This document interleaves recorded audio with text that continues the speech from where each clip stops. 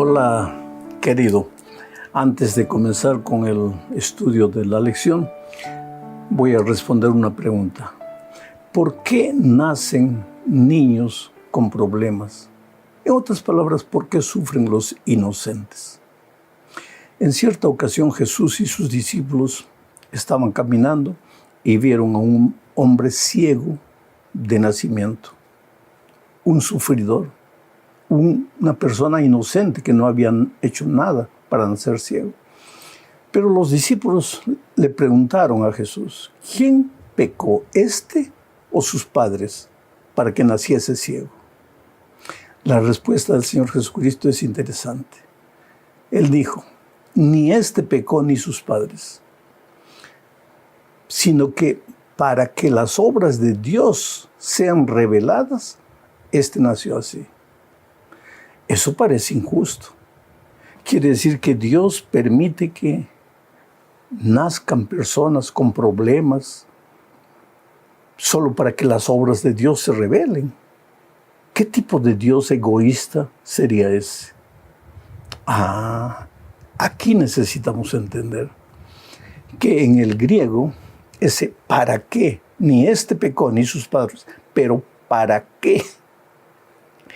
Esa interjección para qué en griego es iná, que quiere decir ya que o para qué. Ahora vamos a leer el texto de la manera, ni este pecó ni sus padres, pero ya que ha nacido así, las obras de Dios se van a revelar. Oh querido, desde que el pecado entró al mundo, el dolor es una ley. Sufren los grandes, los pequeños, los culpables, los inocentes, los hombres, las mujeres, los niños, los ancianos. El dolor es inevitable, pero ya que el dolor es inevitable, mientras Cristo no vuelva, porque cuando Cristo vuelva acabará el dolor, ya que mientras estamos en este mundo, ya que el dolor es inevitable, las obras de Dios serán manifestadas. Esto es maravilloso. Dios no es culpable del sufrimiento. El pecado entró por causa nuestra. Hoy peregrinamos en este mundo de dolor, pero nos resta la esperanza de que Jesús viene para colocarle un punto final al dolor en este mundo. Ahora sí, vamos a la lección número 13 para el 29 de junio del año 2024. Esta es la última lección. La próxima semana entramos al estudio del Evangelio de San Marcos, un nuevo trimestre. Pero la última lección de este trimestre tiene como título El triunfo del amor. Y el propósito de este estudio es mostrar que finalmente, después de una larga lucha, de un largo conflicto, finalmente el amor de Dios vencerá. Finalmente el dolor tendrá fin. Finalmente entraremos al reino de los cielos con el Señor Jesucristo. Hablemos del primer subtítulo, Esperanza en tiempos difíciles. Mira, aquí vamos a hablar del fin del tiempo de gracia y de la angustia de Jacob. Te digo una cosa, Dios es amor. Si dependiese de Dios, todos los seres humanos se salvarían. Pero no depende solo de Dios. Dios ha hecho todo lo que era necesario hacer para salvar al ser humano. Pero como Dios creó al hombre libre, no lo puede forzar, no le puede obligar a aceptar la salvación. Y por más que el plan de redención se haya cumplido, todo se haya realizado para nuestra salvación, si nosotros no queremos, pues la salvación no tiene ningún valor para nosotros. Esta idea va contra el universalismo, porque hay gente que cree que Dios es amor, Dios es misericordia y por tanto todos se salvarán. No. Dios es misericordia, Dios es amor, pero solo se salvarán los que acepten la salvación en Cristo. Hoy día Dios llama, llama, llama. Toca la puerta del corazón. Insiste una y otra vez. Pero va a llegar un momento en que Jesús necesita volver. Y el tiempo de gracia llegará a su fin. Y eso es lo que dice Apocalipsis 22, 7, 11 y 12. Leo. He aquí vengo pronto, dice Jesús. Bienaventurado el que guarda las palabras de la profecía de este libro, que contiene la verdad, ¿no es cierto? El que es injusto, sea injusto todavía. Y el que es inmundo, sea inmundo todavía. Y el que es justo, practique la justicia todavía. Y el que es santo, santifíquese todavía. He aquí yo vengo pronto, y mi galardón conmigo, para recompensar a cada uno según sea su obra. Interesante este texto. El tiempo de gracia tiene fin. Va a llegar un momento antes de la venida de Cristo en que las puertas de la gracia se cerrarán. Pastor, ¿cuándo va a suceder eso? No, ni tú, ni yo, ni nadie puede saber, solo Dios. Pero se va a cerrar. Hasta ese momento, el que podía ser salvo, sería salvo. El que aceptaba, sería salvo. Por más pecador que hubiera sido en la vida, si se arrepentía, si confesaba, si aceptaba la gracia de Cristo, estaba salvo. Pero cuando el tiempo de gracia se cierre, ahí el que es justo, seguirá siendo justo. Y el que estaba perdido, pues estará perdido. Ya no hay más posibilidad de salvación. Pero no necesitas asustarte, porque Daniel capítulo 12, 1 y 2 dice lo siguiente. En aquel tiempo se levantará Miguel, el gran príncipe que está de parte de los hijos de tu pueblo. No voy a explicar por qué Miguel es el gran príncipe, pero si aquí el texto dice que el gran príncipe que está de parte de los hijos de tu pueblo, se refiere al príncipe, al hijo del rey de los reyes, al Señor Jesucristo. En aquel tiempo se levantará Miguel, el gran príncipe que está de parte de los hijos de tu pueblo, y será tiempo de angustia, cual nunca fue desde que hubo gente hasta entonces. Pero en aquel tiempo será libertado tu pueblo, todos los que se hallen escritos en el libro. Y muchos de los que duermen en el polvo de la tierra serán despertados, unos para vida eterna y otros para vergüenza y confusión perpetua.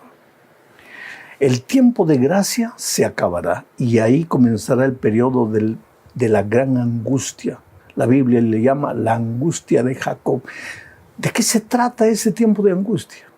La angustia de Jacob. ¿Te acuerdas aquella noche que Jacob estaba regresando para ver a su hermano Esaú? Y cerca del río Jaboc, a las orillas, él se arrodilló y oró y oró y lloró toda la noche. Estaba viviendo su noche de angustia. ¿Por qué? Porque al día siguiente se encontraría con su hermano, a quien había engañado, a quien había traicionado. Y la angustia de Jacob era la siguiente: mañana me voy a encontrar con mi hermano. ¿Será que él me perdonó y me aceptará? ¿O será que él no me perdonó y me destruirá? Esa angustia fue tan intensa, tan grande en la vida de Jacob. Y ahora la palabra de Dios toma esa angustia de Jacob como la angustia de los hijos de Dios en los últimos tiempos. Cuando la puerta de la gracia se haya terminado, ya no hay más oportunidad de arrepentimiento. Entonces vendrá a nuestra mente la angustia. Sabemos que el tiempo de gracia terminó. No sabemos cuándo, pero sabemos que el tiempo de gracia terminó. Y la angustia es: ¿cuándo se cerró el tiempo de gracia? ¿Cuando yo estaba afuera o cuando yo estaba dentro? ¿Cuando yo estaba andando en los caminos de Dios o cuando yo estaba andando en los caminos de pecado? ¿Cuándo se acabó el tiempo de gracia? Mañana me encontraré con mi hermano mayor, el Señor Jesucristo. ¿Será que Él me perdonó y me aceptará? ¿O será que Él no me perdonó y me destruirá? Esa será la angustia terrible del pueblo de Dios. Pero querido, tú no tienes nada que temer. Hoy entrégale la vida al Señor Jesucristo. Hoy acepta al Señor Jesucristo. Si tienes que ser bautizado hoy, bautízate en el nombre del Padre, del Hijo y del Espíritu Santo.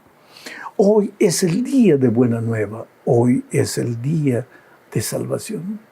Vamos a la segunda parte del estudio bajo el subtítulo de Esperanza en el pronto regreso de Jesús. Mira, querido, el hecho de que hoy todo parezca tranquilo, relativamente, ¿no? Porque oímos guerras y rumores de guerras allá lejos en el Medio Oriente, aquí cerca en Venezuela, en fin. Pero el hecho de que aparentemente todo está tranquilo no quiere decir que Jesús se olvidó de nosotros y que Jesús no volverá. El hecho de que la violencia, la miseria, la traición proliferan no quiere decir que Jesús no volverá. El hecho de que muchos vivan como si Dios no existiera, dando rienda suelta a sus instintos, a sus impulsos carnales, no quiere decir que Jesús no volverá. Uno de cada 25 versículos del Nuevo Testamento habla de la venida de Jesús.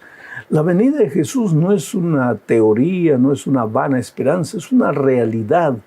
Cristo va a venir cuando en la agenda divina llegue el día y la hora de la venida de Cristo. Él vendrá para ponerle un punto final a la historia del pecado. Por eso Juan 14, 1 al 3 contiene las palabras del propio Señor Jesucristo que dijo: no se turbe vuestro corazón. ¿Creéis en Dios? Creed también en mí. En la casa de mi Padre muchas moradas hay. Si así no fuera, yo os lo hubiera dicho. Voy pues a preparar lugar para vosotros. Y si me fuere y os preparar el lugar, vendré otra vez y os tomaré a mí mismo para que donde yo estoy, vosotros también estéis. De esta promesa maravillosa que el propio Señor Jesucristo hizo, Él dijo: vendré otra vez. Y Dios no es hombre para que mienta, ni hijo de hombre para que cambie su opinión. Dios es Dios. El Señor Jesucristo es Dios, uno con el Padre y con el Espíritu. Y Él dijo: vendré otra vez, y puedes creer que el Señor Jesucristo vendrá. Aunque los seres humanos hoy día, muchos se burlen, se ríen de la bendita esperanza de la vuelta de Cristo, Él vendrá. Y a sus hijos, a los que creen en su palabra, Él les dice: no se turbe vuestro corazón. En otras palabras, no os entristezcáis, no os desesperéis, aunque veáis el pecado multiplicándose, aunque veáis que el mundo parece que se va a desaparecer solo, no temáis, porque yo volveré. ¿Y qué es lo que Tito 2, 11 al 14 dice? Leo: porque la gracia de Dios se ha manifestado para salvación a todos los hombres, la gracia de Dios, enseñándonos que renunciando a la impiedad y a los deseos mundanos, vivamos en este siglo sobria y justa y piadosamente. Quiere decir que la gracia de Dios no hace que vivamos como querramos, sino que la gracia de Dios nos enseña que renunciando a la impiedad y a los deseos mundanos, vivamos en este siglo sobria, justa y piadosamente, aguardando la esperanza bienaventurada y la manifestación gloriosa de nuestro gran Dios y Salvador Jesucristo, quien se dio a sí mismo por nosotros para redimirnos de toda iniquidad y purificar para sí un pueblo propio, celoso de buenas obras. ¿Qué dice Pablo en la carta a Tito? Dice que la gracia del Señor Jesucristo se manifestó, colocó en nuestro corazón la esperanza de su venida, de su segunda venida. La gracia del Señor Jesucristo nos enseña a vivir sin mancha en este mundo. Y dice que la gracia del Señor Jesucristo visa preparar un pueblo para encontrarse con Cristo, pero un pueblo celoso de buenas obras. ¿Tú ves de qué manera maravillosa Pablo une la gracia y las obras? Somos salvos por la gracia para preparar un pueblo deseoso de buenas obras. Las obras tienen un lugar en la vida del cristiano. Las obras no salvan, la gracia salva. Pero si la gracia te salvó, vas a producir buenas obras. Vas a seguir en obediencia a los 10 mandamientos de Dios. Vamos a la tercera parte. Aquí se habla del milenio en la tierra. ¿Qué sucederá cuando Jesús regrese? Veamos lo que dice Apocalipsis 20, 1 al 3. Vi a un ángel que descendía del cielo con la llave del abismo y una gran cadena en la mano, y prendió al dragón, la serpiente antigua, que es el diablo y Satanás, y lo ató por 1000 años y lo arrojó al abismo y lo encerró y puso su sello sobre él para que no engañase más a las naciones hasta que fuesen cumplidos 1000 años. Después de esto debe ser desatado por un poco de tiempo. Cuando Cristo venga, los muertos en Cristo resucitarán. Luego los vivos se unirán a los resucitados e iremos con el Señor Jesucristo por 1000 años. Los que no creyeron en Jesús serán muertos con el resplandor de su venida. Y los que ya estaban muertos sin creer en Jesús permanecerán muertos. Nosotros iremos al cielo con Jesús por un periodo de 1000 años. ¿Y a qué nos dedicaremos? ¿Cuál será nuestro trabajo? Esta es la cuarta parte de nuestro estudio bajo el subtítulo del juicio en el milenio. Mira lo que dice Apocalipsis 20, 4 y 6. Y vi tronos, y se sentaron sobre ellos los que recibieron facultad de juzgar. Y vi las almas de los decapitados por causa del testimonio de Jesús y por la palabra de Dios, los que no habían adorado a la bestia ni a su imagen, y que no recibieron la marca en sus frentes ni en sus manos, y vivieron y reinaron con Cristo 1000 años. Bienaventurado y santo el que tiene parte en la primera resurrección. La segunda muerte no tiene potestad sobre ellos, sino que serán sacerdotes de Dios y de Cristo, y reinarán con Él 1000 años. ¿Qué es lo que entendemos aquí? Voy a hacer un resumen nuevamente. Cuando Cristo venga, los muertos en Cristo resucitarán. Los vivos que fueron fieles al Señor Jesucristo y a su palabra se unirán con los resucitados e irán durante 1000 años al cielo. Los muertos que no creyeron en Cristo permanecerán muertos. Y los vivos que no creyeron en Cristo morirán con el resplendor de su venida. El diablo prácticamente estará preso por las circunstancias. No tendrá a quién engañar, no tendrá a quién seducir. Estará preso no con cadenas, sino preso por las circunstancias. La tierra desolada, vacía. ¿Y qué harán los redimidos en el cielo? El texto bíblico que acabo de leer dice que se abrirán los libros y ellos revisarán. ¿Por qué? Porque algunas personas que tú piensas que se salvarán no estarán allá. Y algunas que tú pensabas que se perderían estarán allá. Y entonces, para aclarar cualquier duda, tú tendrás la oportunidad de revisar los libros. A eso se llama el juicio del milenio. No es un juicio que determina nada, es un juicio que comprueba por qué las cosas fueron como fueron. 1000 años. Al terminar los 1000 años, pues Dios decide traer la santa ciudad a la tierra, porque nuestro verdadero hogar será en esta tierra. En el cielo estaremos solamente 1000 años. Volveremos. Pero ahí, en esta tierra, los muertos de todas las edades resucitarán. A eso se llama la segunda muerte. Y el diablo quedará contento, porque al ver a todo el mundo resucitado va a decir, nuevamente, ahora sí. Y cuando Jesús está volviendo con la santa ciudad y los redimidos, el diablo va a hacer guerra. Y ahí sí va a llover fuego y azufre y el punto final del pecado. Ya no se levantará nunca más. Estamos entre dos eternidades. Mira lo que dice la quinta parte.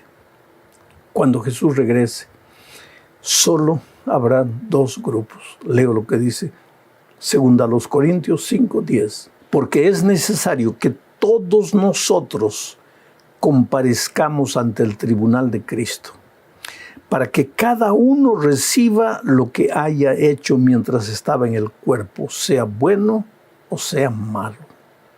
solo dos grupos. Aquellos que confiaron en Cristo, aceptaron la gracia de Cristo, y aunque en algún momento de su vida, cuando no conocían a Jesús, vivieron en la miseria, el pecado, pero se arrepintieron y aceptaron a Jesús, estarán en el grupo los redimidos para recibir el galardón que Jesús viene a traerles. El otro grupo es aquellos que no obedecieron a Jesús y que muchas veces, pensando obedecer a Jesús, solo obedecieron tradiciones humanas.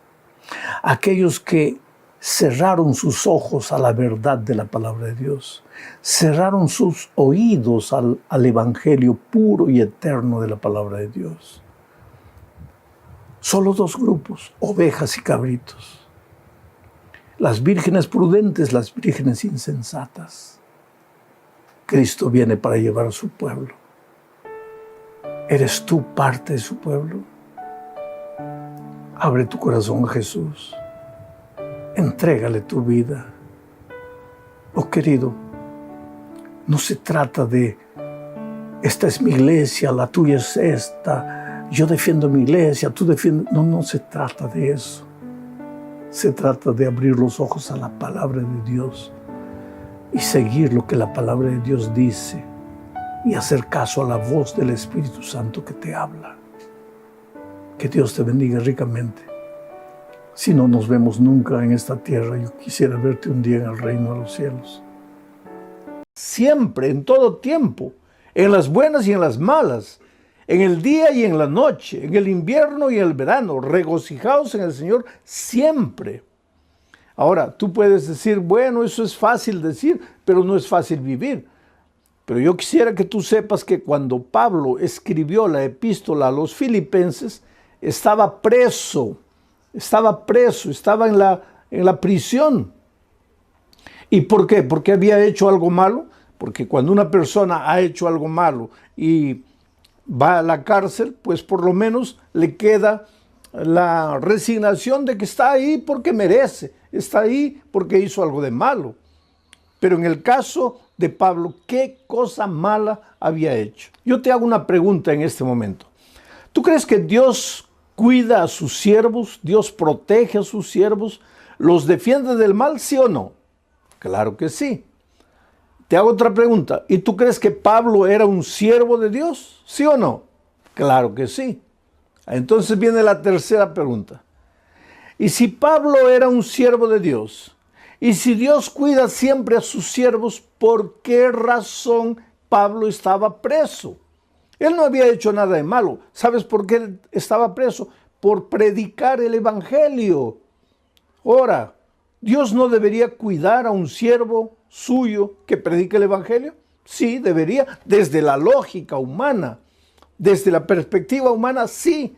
Al siervo de Dios que está cumpliendo su deber no debería pasarle nada de malo. Y sin embargo vinieron y lo prendieron y lo llevaron a la cárcel. Y ahora Pablo desde la prisión escribe a los filipenses. ¿Y qué les dice? Regocijaos en el Señor siempre. Y si leemos un poco más adelante, dice, regocijaos con cánticos y con himnos. Ahora, Pablo no estaba hablando una cosa teórica, una frase muy bonita de ser dicha, regocijaos en el Señor siempre, y que todo el mundo diga amén. No. Pablo estaba preso. Pablo estaba sufriendo, estaba pasando por el valle de la tribulación. Y él dice, regocijaos en el Señor siempre. Ahora tal vez tú me preguntes, pero ¿cómo es posible regocijarse en el Señor siempre? Está bien, en el momento de alegría, de felicidad, de abundancia, sí. Pero en el momento de tristeza, de dolor, de lágrimas, ¿cómo alguien se puede regocijar? Tú sabes que hay un desvío de conducta llamado masoquismo, que es la persona que busca el dolor y se alegra y se regocija con el dolor. Pero esto no tiene nada que ver con lo que Pablo está diciendo. Pablo dice, regocijaos en el Señor siempre, y él lo estaba haciendo en medio del dolor. Pero ¿cuál era su secreto? Voy a repetir el texto y vas a ver el secreto. Regocijaos en el Señor siempre, en el Señor. Si tú no estás conectado al Señor, ahí no hay manera de que te regocijes en medio del dolor y en medio de las dificultades. El secreto es en el Señor. Por eso el título de esta semana de predicaciones es Conectados. ¿Conectados a quién? Conectados a Jesús, relacionados con Jesús. Entonces, cuando tú estás conectado a Jesús, cuando tú vives una vida de comunión con Jesucristo, ayer dijimos, vas a aprender a amar. Y hoy te digo, vas a aprender a regocijarte en medio del dolor, en medio de las dificultades, y la vida va a tener sentido para ti. No solo las cosas buenas, también las cosas tristes van a tener sentido para ti. ¿Sabes? El dolor, las dificultades, los momentos difíciles no nacen en la mente de Dios. Por favor, nunca pienses que estás sufriendo porque Dios te está castigando, que estás sufriendo porque Dios te mandó el dolor para hacerte pensar porque tú te estabas portando mal. No, nunca pienses así. Dios mismo dice, mira los pensamientos que tengo acerca de ti. Pensamientos de amor y no de odio. Pensamientos de bien, no de mal. Mira los pensamientos que tengo acerca de ti, pensamientos de paz. O sea, de la mente del Señor, del corazón del Señor, solo salen las cosas que te hacen bien. Nunca lo que te hace sufrir. El sufrimiento y el dolor no nació en Dios, nació en el corazón del diablo. Y cuando el diablo te hace sufrir, él te hace sufrir para llevarte a entender mal el dolor y a maldecir a Dios en lugar de maldecir al diablo. Si tú lees todo el libro de Job, yo le digo al libro de Job que es el compendio de la teología del dolor, o sea, tú tienes que estudiar el libro de Job para entender el misterio del dolor. Tú vas a ver ahí que el diablo se presenta un día a Dios y le dice, Señor, ¿has visto ahí? Dios le dice, ¿has visto a mi hijo Job, un hombre perfecto, bueno, temeroso de mí? Y el diablo le dice, claro, pues tú le das todo, le das una bella familia, le das hacienda, le das ganado, le das dinero, así cualquiera te sirve. Ahora, quítale todo eso para que veas que él te va a maldecir. Mira lo que el diablo dice, quítale todo eso. Pero Dios no quita nada. Dios jamás te va a quitar lo que te hace bien. Si Dios te quita, te va a quitar el pecado, la miseria, el vicio, lo que te destruye, lo que arruina tu vida, lo que malogra tu familia. Dios te va a quitar eso. Pero Dios nunca te va a quitar lo que te hace bien. Es el diablo que te quita. Porque si tú continúas leyendo el relato de Job, vas a ver que el diablo es el que le trae maldición, le trae el dolor, le trae enfermedad, le trae todo a Job, pero con un propósito, hacer que Job se rebele contra Dios y que piense que quien lo está haciendo sufrir es Dios y se revolte contra Dios. La propia esposa de Job habla palabras que fueron colocadas por el diablo en sus labios y le dice a Job, ¿por qué no maldices a Dios y mueres? Ya estás sufriendo tanto. ¿Por qué no maldices a Dios y mueres? Ella no estaba hablando palabras de ella. Ella estaba hablando las palabras del enemigo. Porque es el enemigo que te hace sufrir. Es el enemigo que te trae dolor. Y para traerte dolor muchas veces se sirve de tus propias actitudes. De tus propias decisiones equivocadas. Porque el diablo no te echa el licor a la boca, a la fuerza. Tú es que tomas. El diablo se sirve de ti mismo, de tus errores, de tus desvíos, de tus elecciones equivocadas. ¿Para qué? Para traerte dolor a ti mismo. ¿Y para qué? Para que pienses que Dios te está castigando. ¿Y para qué? Para que te alejes de Dios definitivamente y para que digas que Dios no te ama. ¿Cómo podemos regocijarnos en medio del horror? Primero, estar conectados al Señor. Pero, y en segundo lugar, déjame leer lo que dice aquí Juan capítulo 15, versículos 10 al 11. Mira, Jesús dijo estas palabras: si guardareis mis mandamientos, permaneceréis en mi amor. O sea, si tú dices, yo permanezco en Cristo, y si permanezco en Cristo, el diablo no me va a derrotar. Está bien, la palabra muy bonita, la frase muy bonita, pero ¿qué quiere decir permanecer en Cristo? Aquí viene Jesús y dice: si guardareis mis mandamientos, permaneceréis en mi amor. Si guardareis mis mandamientos, permaneceréis en mi amor. Así como yo, dice Jesús, he guardado los mandamientos de mi Padre y permanezco en su amor. Y después el versículo 11 dice: estas cosas os he escrito para que mi gozo, mi alegría, mi regocijo esté en vosotros y vuestro gozo sea cumplido. Aquí está el secreto. ¿Quieres tener la capacidad de alegrarte en las buenas y en las malas? ¿Quieres saber regocijarte, aprender a regocijarte en medio del dolor, en medio de las lágrimas? Hasta cuando un hijo tuyo se enferma, hasta cuando un hijo tuyo muere, aunque pierdas el empleo, ¿quieres encontrar gozo en esos momentos? Yo no digo que vas a levantar las manos al cielo y decir: Señor, muchas gracias porque he perdido el empleo. Muchas gracias porque mi hijo ha muerto. No vas a decir eso. Claro que vas a sufrir, claro que vas a llorar. Pero no te vas a desesperar, porque en medio de todo eso vas a sentir paz en tu corazón, regocijo, la alegría, el gozo de saber que Cristo está a tu lado, aunque no lo puedas tocar, aunque no lo puedas ver.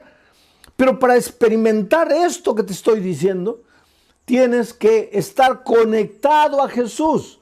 Y para estar conectado a Jesús, tienes que guardar sus mandamientos. Quiere decir, guardar sus mandamientos es una evidencia de que estás conectado al Señor Jesucristo. Y cuando estás conectado a Jesús, así como Jesús estaba conectado a su Padre, entonces vas a aprender a regocijarte en medio del dolor. Vas a experimentar lo que es gozo y la alegría de servir y de obedecer. Ahora, queridos, tú me puedes decir: oh, pastor, pero es muy difícil cumplir los mandamientos. Es muy difícil obedecer. No, querido. Tú estás equivocado. Te lo voy a decir de otra manera. Difícil es desobedecer. Te voy a explicar por qué.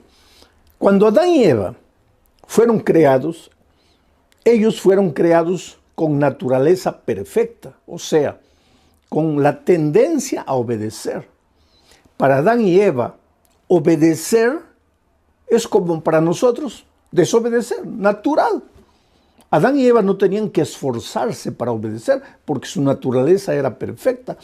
Ellos obedecían de manera natural.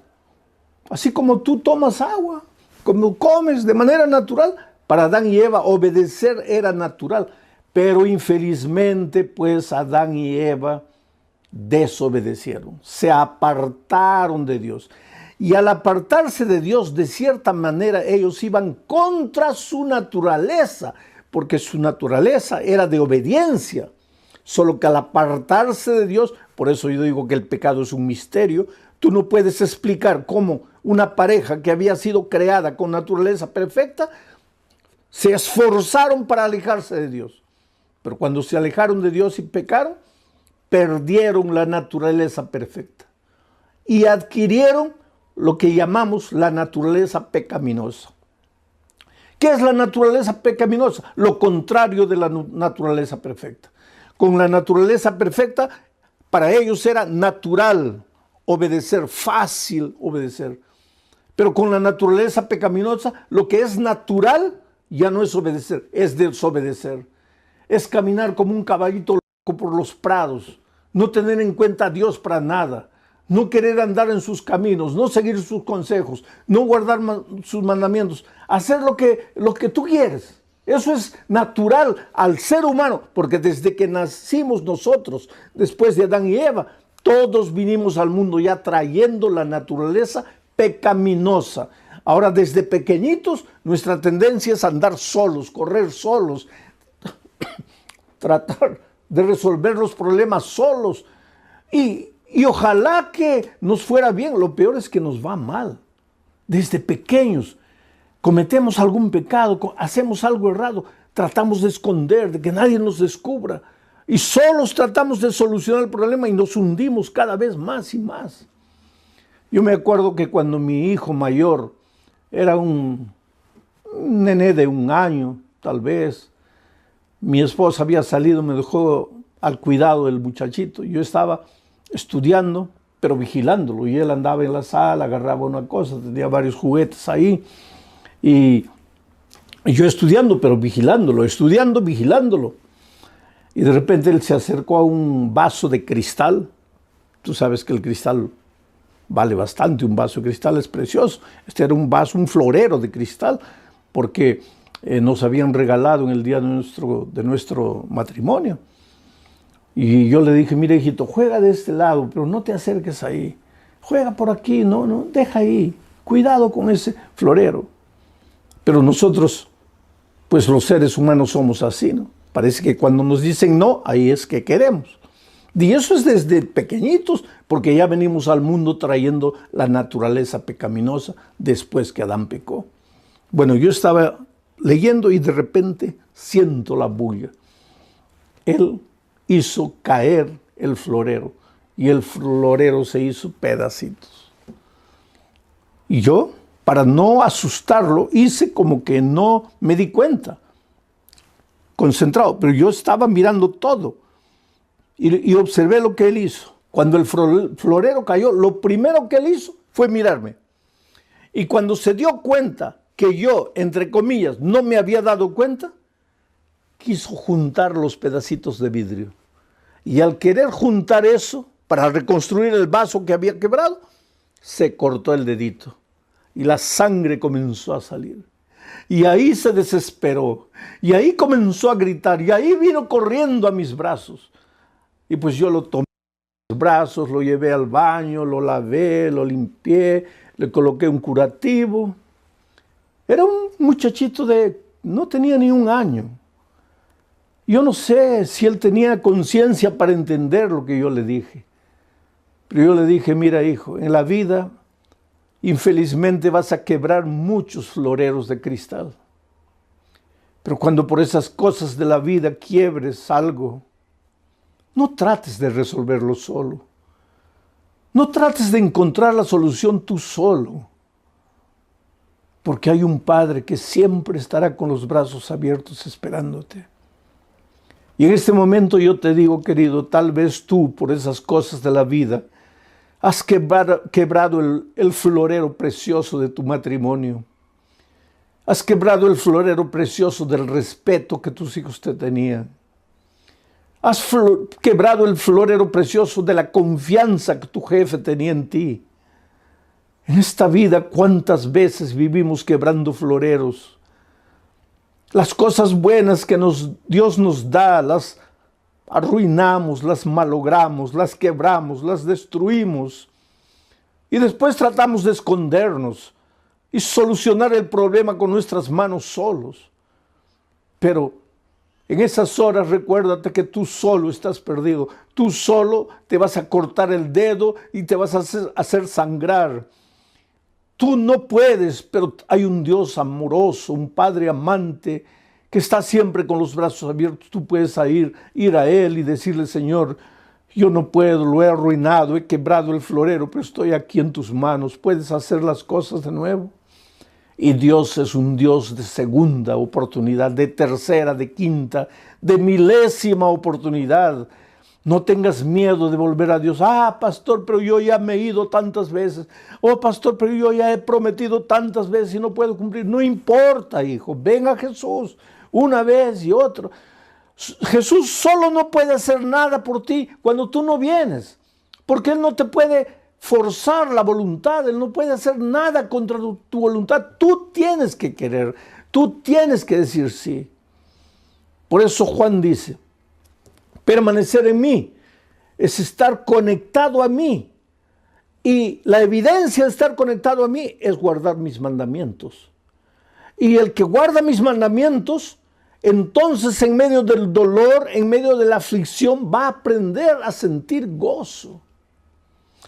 Es una pena que muchas veces cristianos que están con la Biblia abierta llegan a la conclusión de que los mandamientos ya pasaron, de que los mandamientos ya no son necesarios, de que Cristo, al morir en la cruz, acabó con los mandamientos.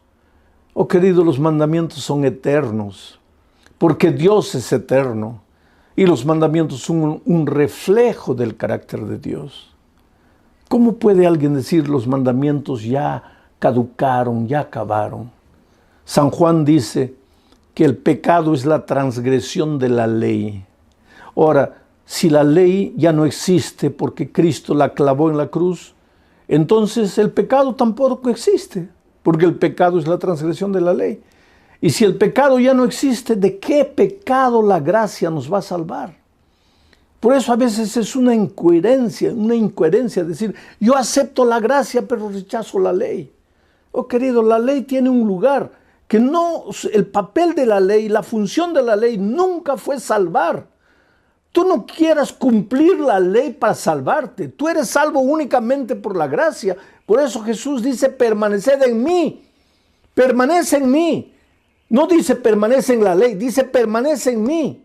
Pero ¿cuál es la evidencia de que permaneces en mí? Que guardas los mandamientos. No que los mandamientos te salvan, sino que Cristo te salva. Tienes que ir a Él, entregarte a Él, vivir por Él, ser bañado por su gracia. Pero enseguida tienes que vivir una vida de obediencia por el poder que viene de Dios para ti. Y si tú vives así, en medio del dolor, en medio de la aflicción, en medio de las dificultades, vas a aprender a ser feliz. Tengo otro texto más aquí en Hebreos, y esto es interesante. Hebreos capítulo 11, versículos 24 y 25. Dice así: por la fe, tú eres un hombre de fe. Yo el otro día encontré un amigo que me dice, yo soy de la fe, tú eres de las obras. Y este amigo no es miembro de mi iglesia, lógico. Entonces él me dice así, yo soy de la fe, tú eres de las obras.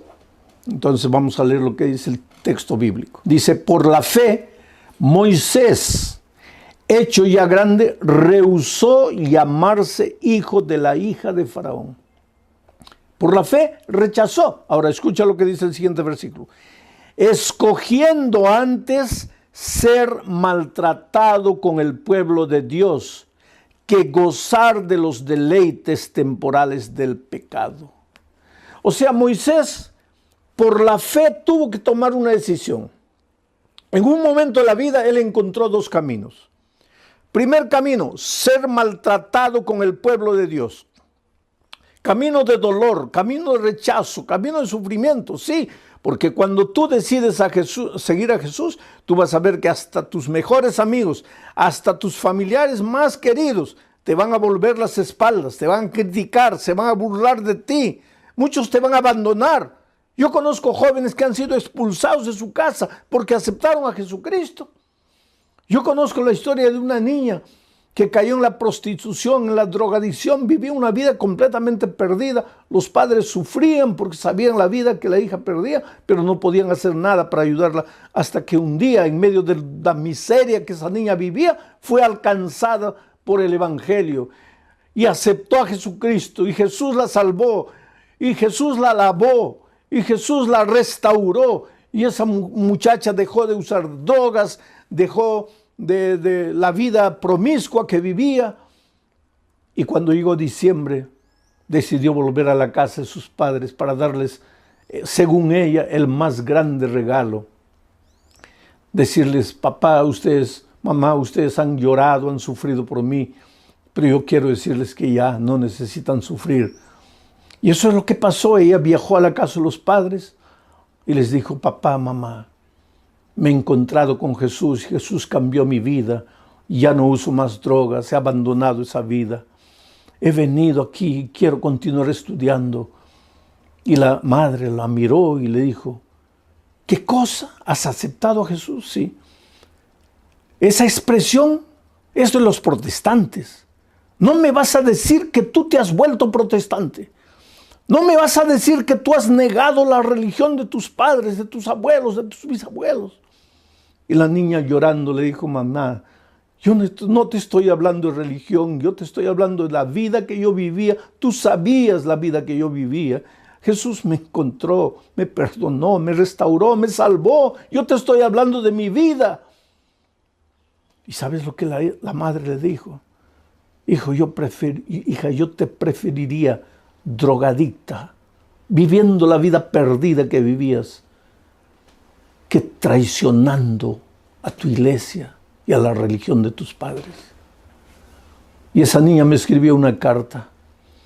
Y en esa carta ella lloraba y decía: oh pastor, yo pensé que mis padres se iban a alegrar, mas ellos se pusieron tristes porque acepté a Jesucristo.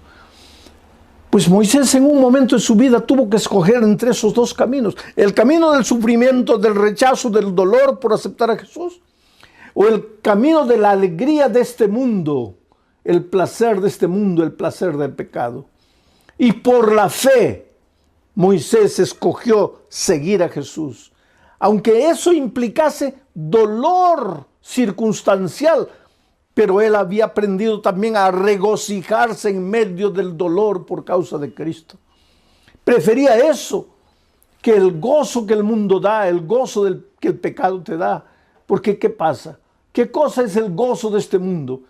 Una noche de fiesta, de borrachera, con una mujer, con otra mujer, y al día siguiente te duele la cabeza, la conciencia te pasa, te sientes culpable. ¿Qué gozo es ese? El Señor Jesucristo te llama de ese terreno y te lleva al terreno que te conduce a la vida eterna, al camino que te conduce a la vida eterna. Por eso la Biblia dice: hoy es el día de buena nueva, hoy es el día de salvación. Oh querido, Dios te ama.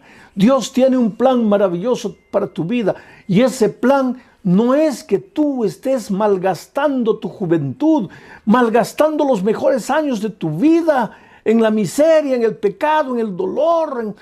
No, yo sé que el pecado te proporciona un gozo pasajero, temporal, pero el Señor Jesucristo te ofrece la vida eterna. Y otra cosa, no es solo la vida eterna en el cielo, porque el otro día alguien me dice: pastor, yo prefiero gozar, disfrutar en este mundo, porque eso de la vida eterna, yo no sé si llegará o no llegará. Pero es que Jesús no solo te ofrece el gozo y alegría en la vida eterna, sino que cuando tú aceptas a Jesucristo en esta tierra, tu vida cambia, tu hogar se vuelve más feliz. Lo que tus manos consiguen trabajando, el poco dinero que recibes, se multiplica porque ahora es un dinero bendito. Tu salud mejora porque al dejar de fumar, al dejar de beber, al dejar de las drogas, al dejar de trasnochar noches enteras, tu salud mejora. O sea, el cielo, de cierta manera, para los hijos de Dios ya empieza en esta tierra. No tienes que esperar solamente la vida eterna. Y claro que cuando Cristo venga, pues tendrás la vida eterna para disfrutar las maravillas con el Señor Jesucristo. Algunos piensan: ¿y qué haremos en el cielo?